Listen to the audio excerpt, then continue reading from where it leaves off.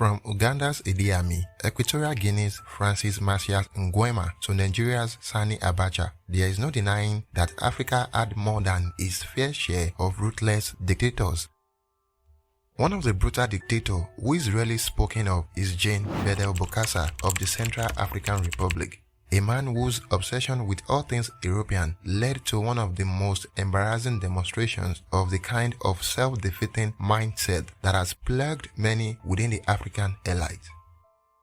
From the best part of the last century, a former officer of the French army, Jean-Bédel Bokassa, after successfully military overthrow of the Central African Republic's first president, David Dacko, ripping apart the country's first constitution, Bokassa immediately appointed himself president. 6 years later, in 1972, he declared himself president for life, and just 2 years after that, he declared himself Marshal of the Republic. You see, Jean-Bédel Bokassa was a man obsessed with two things: grandiose titles and all things French. One of Bokassa's biggest idols was Napoleon Bonaparte, and just as Napoleon converted the French Revolutionary Republic to the French Empire in 1804, Bokassa decided that he was going to convert Central African Republic into the Central African Empire.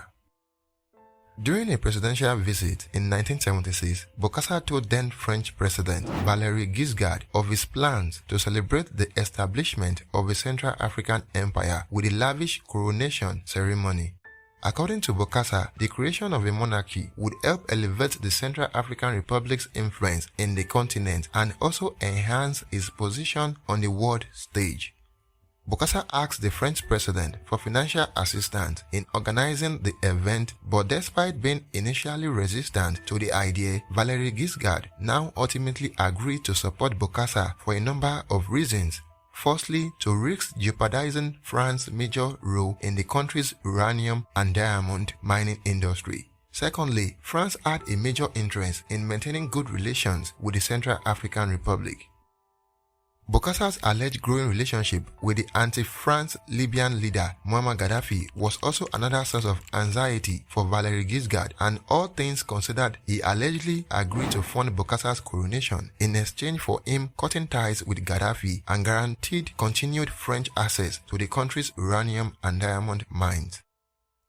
With the financial backing of the French government, Bokassa's coronation would take place on the 4th of December 1977.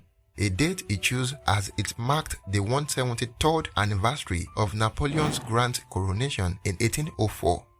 Bokassa's coronation would cost an estimated $30 million, which amounted to just over 1/4 of the government's annual budget, and would ultimately go down as one of the most wasteful and embarrassing events in African history. In preparation for the event, a government committee was set up to completely transform the country's capital of Bangui. The streets were scrubbed clean, old buildings were repainted, and beggars were driven out of sight. Renowned French sculptor Olivier Briche was commissioned to design Bokassa's imperial throne, and a team of 30 French artisans were hired to build the gold-plated bronze throne worth an estimated $2.5 million. 8 white horses were imported from Belgium to pull Bokassa's royal carriage, which was sourced from the south of France, and over a dozen more horses were imported from the French city of Normandy to carry the royal horses to complete his carriage.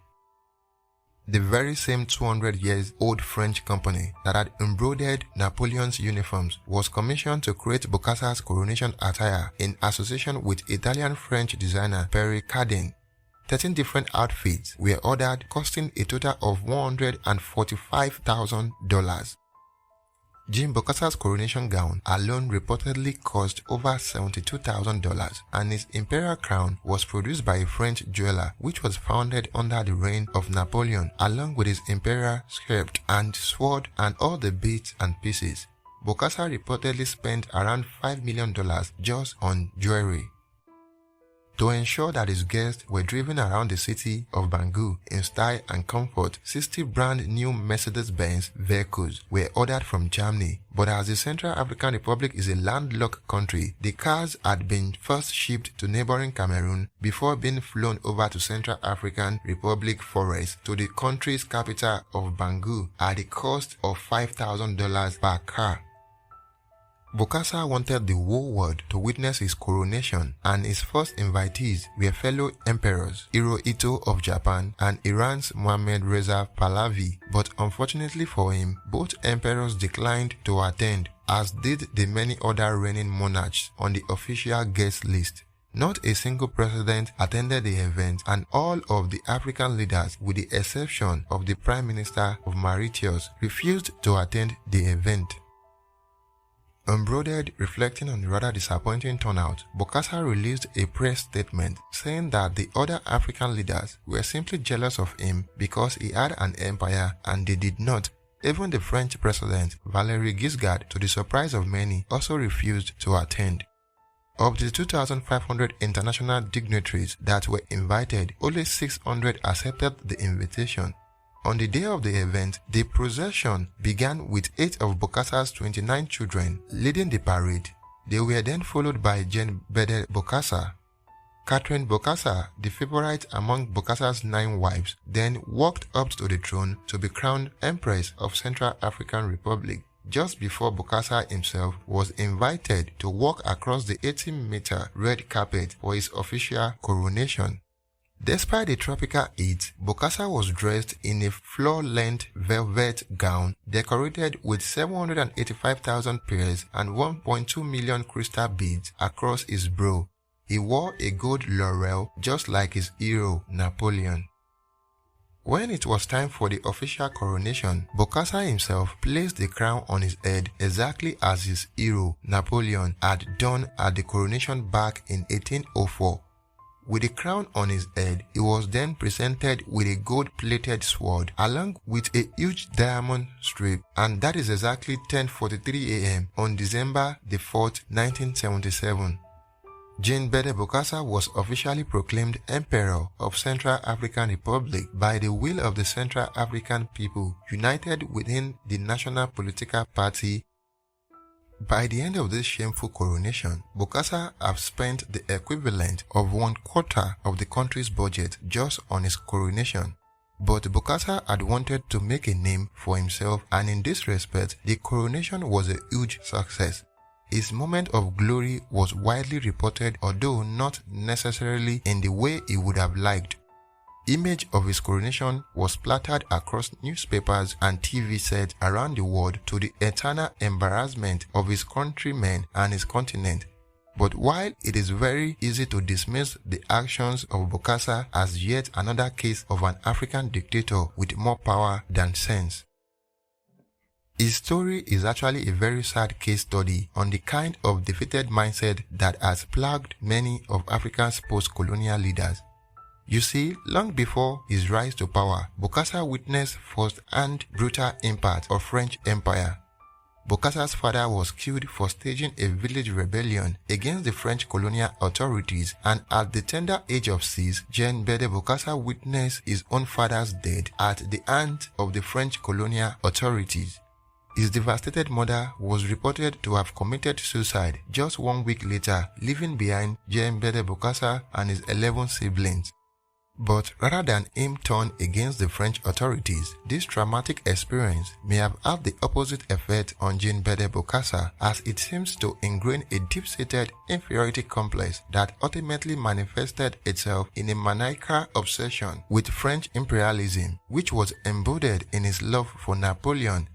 But from the age of 18, Bokassa would dedicate his life to further in French interest, as he joined the French Free Forces and fought for the French government on deployment to Indochina and Algeria. But Cossey's effort in the French army would earn him award, medals, as well as French nationality.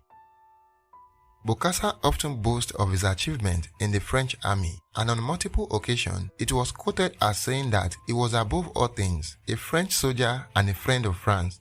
But rather ironically, it was his so-called friend, Valéry Giscard, the very same man that sponsored his coronation, that would bring an end to his 13 years stint as a leader of the Central African Republic.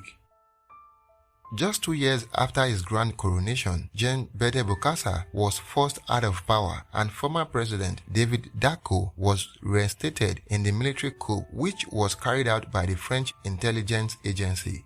Bokassa, who was visiting Libya on a state visit at the time, he fled to Ivory Coast where he spent 4 years living in Abidjan. He then moved to France where he was allowed to settle in his castle of Adricourt in the suburb of Paris. France gave him political asylum because of his service in the French military. He returned from exile on the 24th October 1986 and was immediately arrested by the Central African authorities as soon as he stepped off the plane in Bangui. He was tried for 14 different charges including treason, murder, illegal use of property, assault and battery, and embezzlement. Now that Bokassa was unexpectedly in the hands of the Central African Republic government, they were required by law to try him in person, granting him the benefit of defense counsel. At Bokassa's court arrangement, the 1980 in absentia verdict was overturned and a new trial was ordered for him. Bokassa pleaded not guilty to all the charges against him. Bokassa was sentenced to life in prison, and the following year, the sentence was reduced to 20 years.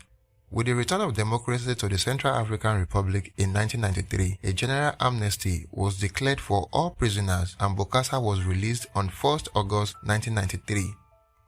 Bokassa remained in the Central African Republic for the rest of his life. In 1996, as his health declined, Bokassa died of a heart attack on the 3rd November 1996 at his home in Bangui at the age of 75. Once again, it's Yemi Melekaya for Historical Africa. If you have enjoyed this video and would like to see more content like this, then please help support our growth by liking and sharing this video. Thank you for watching and bye for now.